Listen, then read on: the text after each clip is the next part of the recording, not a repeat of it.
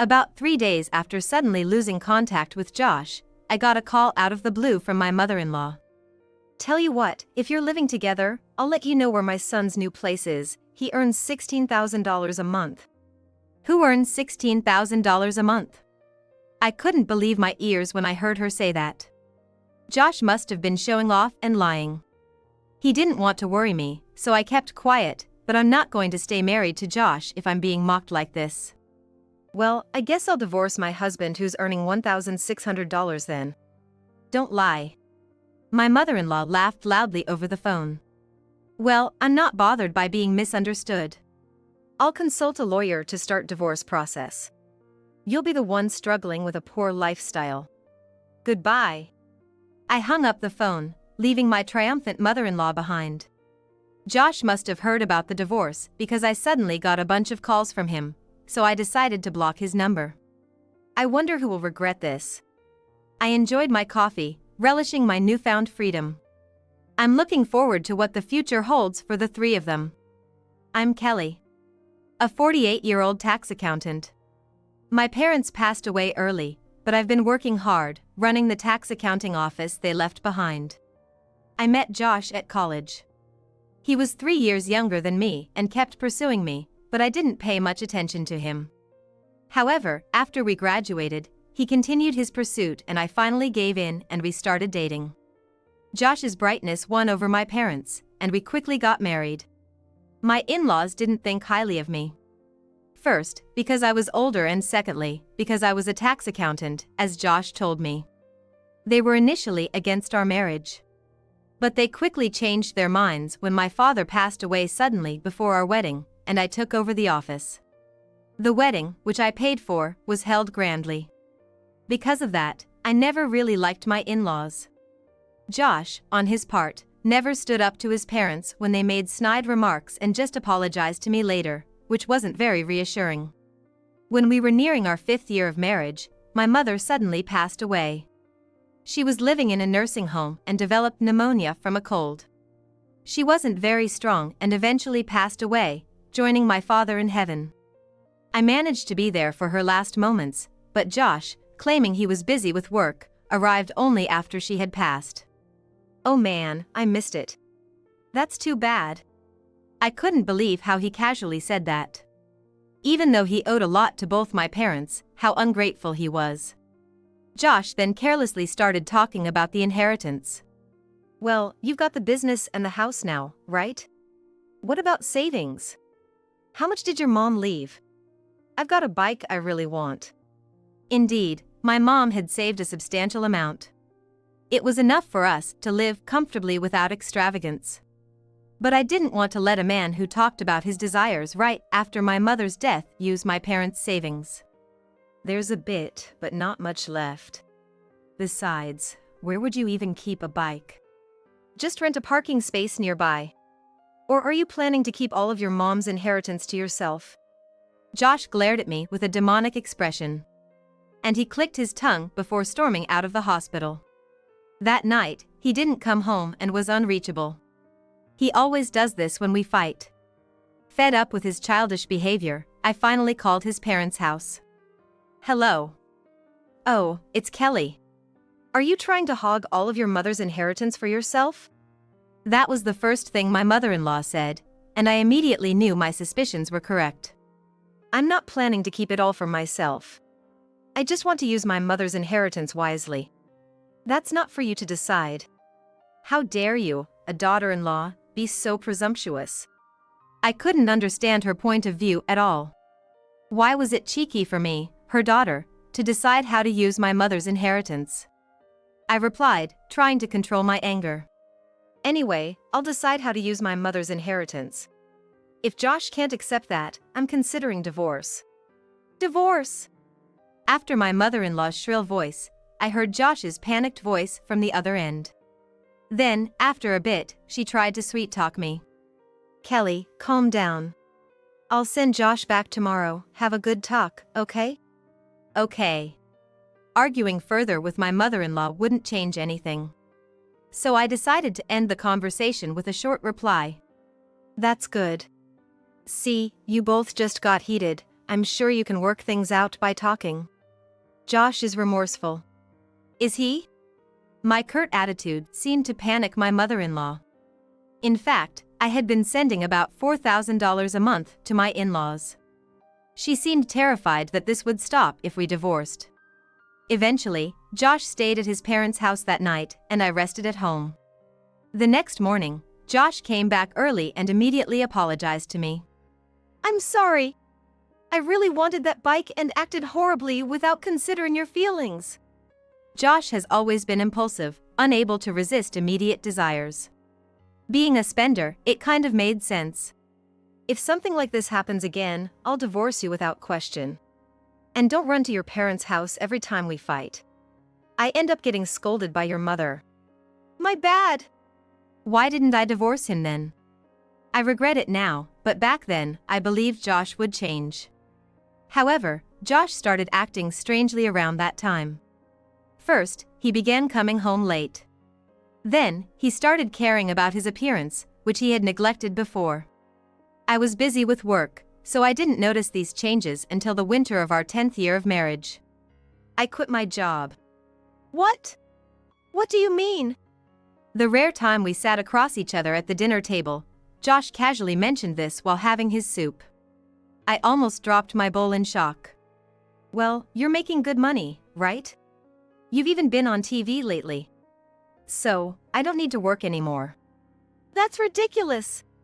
Things are good now, but who knows about the future? Josh looked annoyed at my words. But he quickly smirked and pointed at me. A tax accountant can find work anywhere, right? I want a job where I'm needed more. So I'm gonna find myself, you know? I was speechless. I hadn't touched my mother's inheritance. It was still there. Honestly, even if I struggled now, I'd be secure until retirement. But I never expected Josh to quit his job. I hadn't even told him how much my mother's inheritance was. He was completely relying on my income. Marriage is about helping each other in tough times. But I had never heard of Josh struggling at work. Currently, I do all the housework, and we split living expenses evenly, with me bearing a larger burden. Now he wants me to support him and do all the housework? That's ridiculous. The thought of divorce strongly crossed my mind.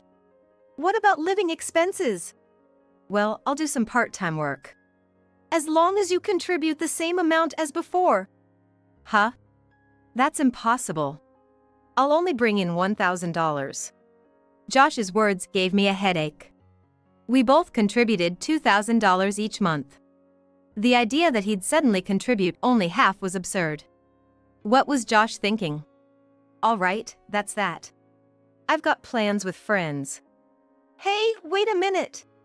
Josh abruptly ended the conversation and left to hang out. Josh left forcefully, and due to my preoccupation with his words, I made several mistakes at work that day, leading to more overtime. Josh took advantage of this, coming home later and later.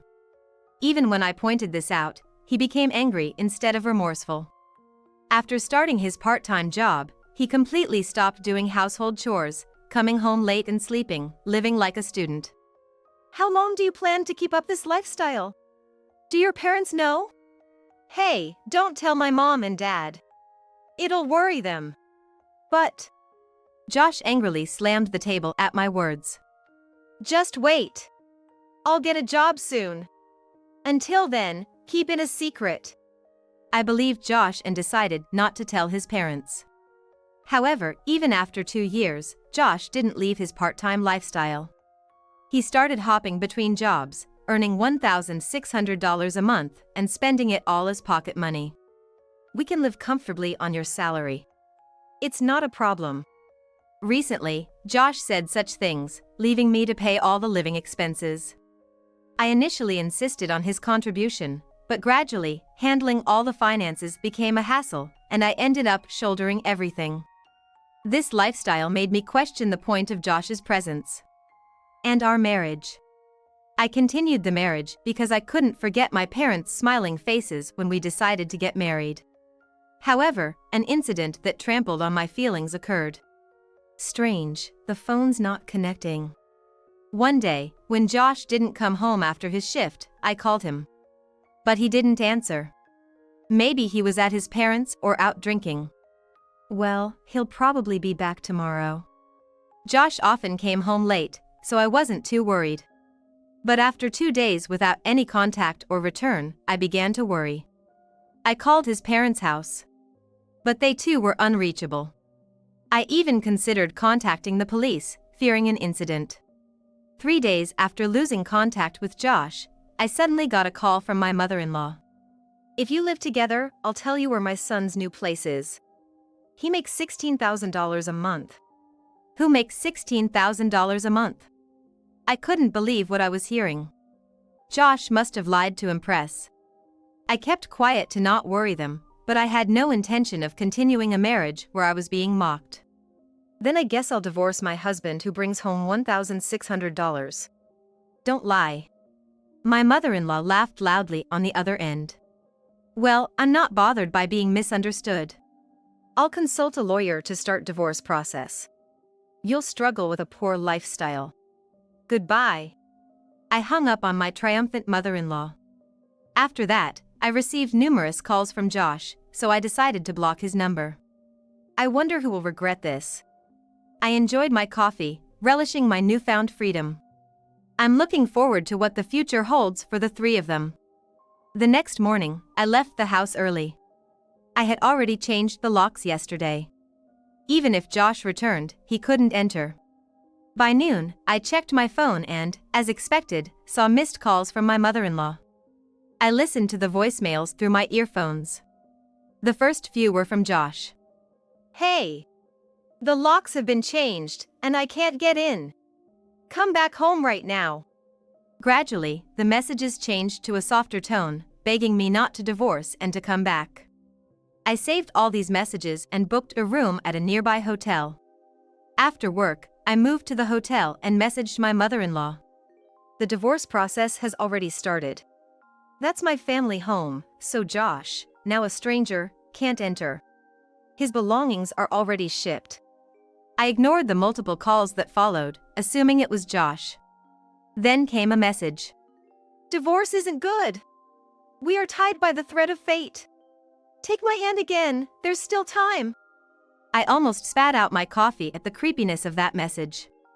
I never thought Josh was a man of letters, but I didn't expect him to be this disastrously bad. Holding back laughter, I replied to Josh. I'm sorry, but our relationship is over. Soon after, I received an even creepier message from Josh, but I just laughed it off on my bed and ignored it. The next day, I took a day off work and went to see a lawyer I know. It was a friend from my college days who was familiar with Josh. He readily agreed to take on my case after I explained the situation. I prepared all the documents and presented the evidence I had been collecting over the years. With my friend's approval, I set a date for the final showdown with Josh. When I informed Josh, he quickly agreed to attend the meeting. He also sent a text begging for reconciliation, which I ignored, responding with a curt "see you then." On the day, Josh and his parents appeared, strangely confident. Have you reflected enough? It's been long enough to cool your head, right? Maybe it's time to come back home. Yeah, your house is so lovely. Josh's words were echoed by his annoying mother-in-law. I just smiled at them. Seeing the person standing next to me, Josh's face turned pale. Bob? Why are you here? Because I hired him. That's not fair. I don't understand what you mean. Josh glared at me, gritting his teeth in frustration. Amidst this, his mother smirked and spoke up. Oh, Kelly, that's not good. What do you mean? Being with another man while still married. Isn't that adultery?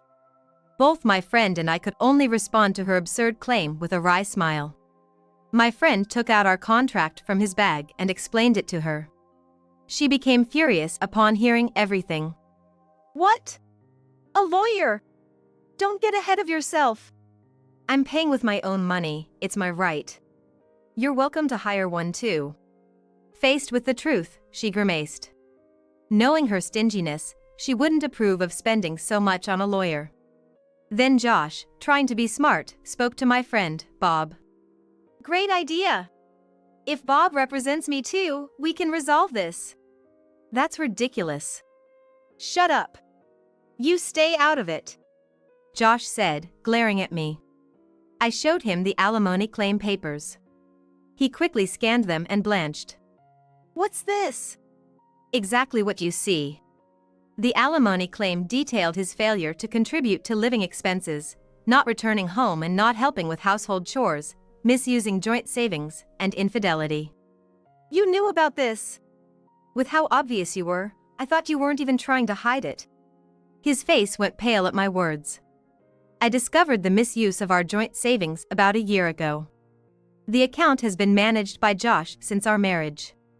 I hadn't used that account much and didn't create a card to avoid withdrawals. Due to Josh's extravagant spending and checking the statements online, my suspicions were confirmed. His credit card bills were being deducted from that account every month. So, you'll pay back what you misused, right? Half of that is mine. Well, yes. But the account is in my name, and you haven't deposited anything for years. Josh cursed and showed his irritation. His glances, trying to gauge my reaction, were infuriating. His gestures, which I once thought were seeking forgiveness or the right moment to reconcile, no longer seemed charming in a 45-year-old man. Displeased with my unimpressed demeanor, Josh clicked his tongue exaggeratedly and started talking down to me. The problem is, you've never really respected your husband, which is a basic thing, you know. That's why I've been forgiving you with money. Josh's selfish argument made my temples twitch in annoyance. What should I do with this fool? As I contemplated, I pulled out evidence of his infidelity from my bag. It seems you've been quite busy with various girls, haven't you? This is your fault. What? His nonsensical excuse made me ask in disbelief. Then, his mother, who had been listening, started talking smugly. Josh is a catch, you know? He doesn't need someone like you. He's got a high income, good looks, and above all, he's kind. But not kind to his wife, apparently. My interjection clearly didn't amuse her.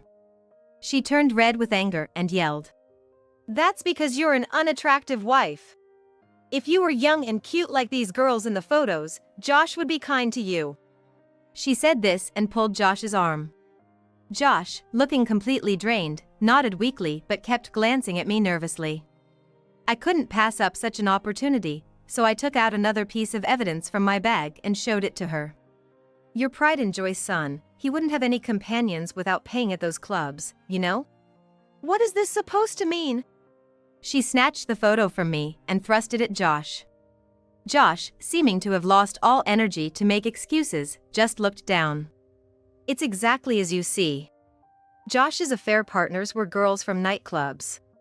He's been visiting them daily and showering them with gifts. His mother blinked in disbelief, holding onto Josh's arm. Infidelity was just. I wanted Kelly to be jealous. I was lonely. I'm sorry. I'll stop. Really? As Josh desperately tried to explain himself, I pulled out another document. It was a printout of messages Josh had sent to the girls, promising to marry them after getting a hefty sum from our divorce settlement. He's been telling these girls he'll divorce me and lavish them with wealth from the property division. What about that? I read aloud, and Josh, visibly shaken, snatched the paper from my hand and crumpled it. You can destroy it all you want. I have plenty more. This is harassment. No, just showing the truth. Josh gritted his teeth in frustration but seemed to realize he couldn't win this argument. He just clenched his fists and glared at me. Then, his previously silent father suddenly spoke up. It's all Kelly's fault for not paying attention to him. Isn't it your responsibility? Infidelity is just a man's way of showing his worth. What era is he living in? I stared in disbelief. Thinking he made a good point, he looked smugly at me. You say it's his worth, but Josh doesn't have that kind of money. Using his wife's money to impress others, that's pretty lame. I intended to hit him with logic, but his father just burst into laughter. It made me confused. You lived off Josh's salary while saving up that money, right? That's why you could save so much. A mere part-timer like you shouldn't be so presumptuous.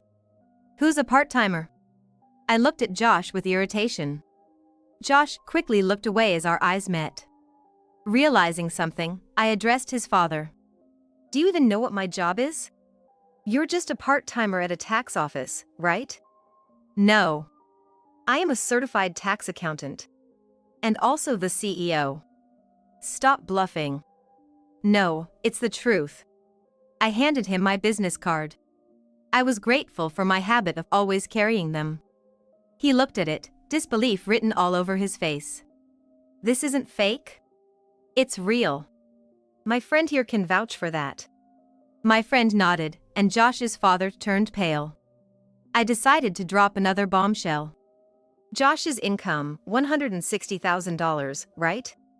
That's actually my income. What? Look, here's Josh's pay stub. I handed it to my father-in-law, who cautiously peeked at it.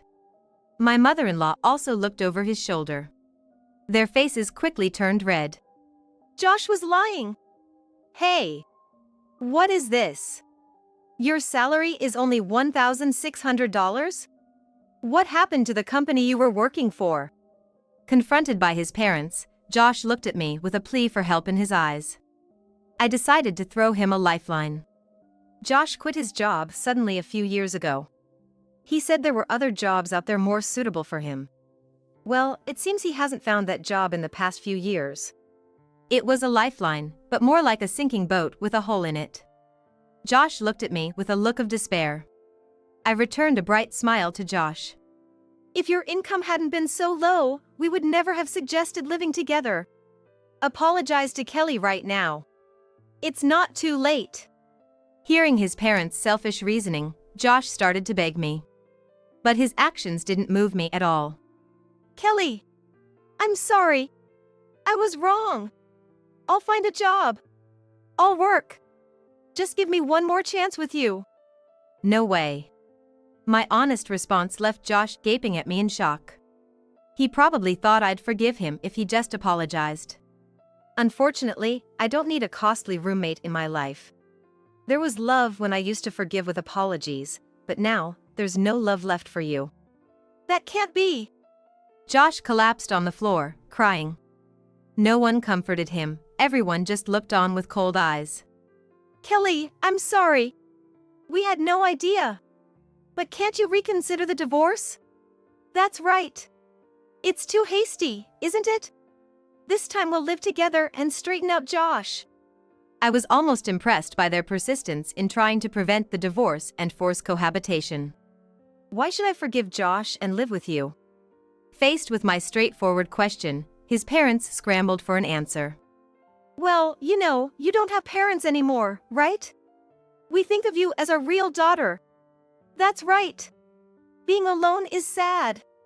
Their claim of considering me their real daughter didn't please me at all. In fact, it disgusted me. My feelings must have shown on my face, as they continued talking nervously. Shopping and lunch would be nice, right? Let's live together happily from now on. Right. Living together, we'll surely understand each other better. Hearing this, I couldn't help but burst out laughing. Josh and his parents looked at me in astonishment as I suddenly burst out laughing. That's funny. Happily? Understand each other? You must be joking. Living with a cheating husband, a father-in-law, and a pretentious mother-in-law? No, thank you. My words turned their faces red. But then, my mother-in-law's face turned pale. A cheating husband and father-in-law. Oh, you noticed? Yes, it's not just Josh who's cheating. Saying this, I took out the last piece of evidence from my bag. My mother-in-law's face twisted in horror as she looked at the photo. You're still continuing this. Why do you have this photo? Actually, when I went to request the infidelity investigation, I accidentally witnessed my father-in-law's affair. Thinking it might be useful, I took photos as evidence. You said we were already over that time. No, wait, this is a misunderstanding. What misunderstanding? Where did you go wearing the tie I gave you? While the two argued, Josh was visibly distressed. I took this opportunity to hand him the divorce papers. Can you sign this now? Are we really getting a divorce? Of course. Hurry up and sign. Josh, crying softly, signed the divorce papers. I bid farewell to him and left his quarreling parents behind. Afterwards, we went through the divorce process. I officially became free. Fortunately, there were no complications with my work. Josh somehow managed to find full-time employment later. But his salary was half of what he used to make, and he had to work twice as long. Apparently, he cried every day, wanting to quit. After years of flitting from one part-time job to another, it seemed he expected to return to his previous status and income immediately. His classmate, who told me this, was astonished by his unrealistic expectations. Moreover, as soon as his flings realized he had no money left, cheating partners disappeared like spiders scattering. Predictably, it wasn't Josh but his money that had been attractive. He was so shocked that he confronted the women at their workplace, only to be harshly dealt with by some intimidating men, and since then, he hasn't been able to return to those nightclubs. As for the house he had moved into, it turned out he had used my savings for the down payment and soon couldn't afford the mortgage, resulting in him being kicked out. Now, he lives crammed in a small room with his parents. His parents, after a big fight, divorced but couldn't afford to live separately, so they ended up living off Josh's salary. His father's affair had been with his mother's schoolmate, continuing even after their initial discovery when Josh was a child. However, after this incident, the mistress left him for good. Like Josh, his father had squandered his savings on women. Naturally, they fought daily over money and women, sometimes even involving the police. They became known as the troublesome family in the neighborhood, unable to find part-time work and relying only on a meager pension. As for me, my company's doing well, and we've hired more staff. The business demands even more of my attention now. My friend, who became our legal advisor, has been a great help. I've also started keeping a cat, something I couldn't do before due to Josh's dislike of animals. I dedicated a room in my new house to the cat, with a cat tower and other amenities. The cat brings me comfort and balance. Even on tired days after work, my work performance has improved. I'm even considering adopting a second cat.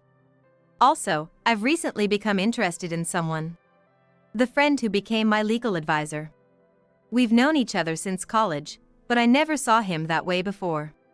However, after my divorce, he was there for me, listening to my stories all night and taking me out for meals. He even introduced me to my cat. The cat is fond of him, and he often visits on his days off. He's calm and trustworthy, someone I can really rely on. It's hard not to fall for someone like that. I've started to feel his affection towards me too. Maybe a new spring is just around the corner. All right, let's do this. I wrapped my favorite scarf around my neck, talking to my reflection in the mirror. It's my daily routine that really pumps me up. Tonight, I have dinner planned with him, so no overtime at work. I'm determined to express my gratitude and feelings to him. With that resolve, I left the house. The sky is so blue. I hope my life will be as bright and beautiful as this sky from now on. With these thoughts, I head to work today.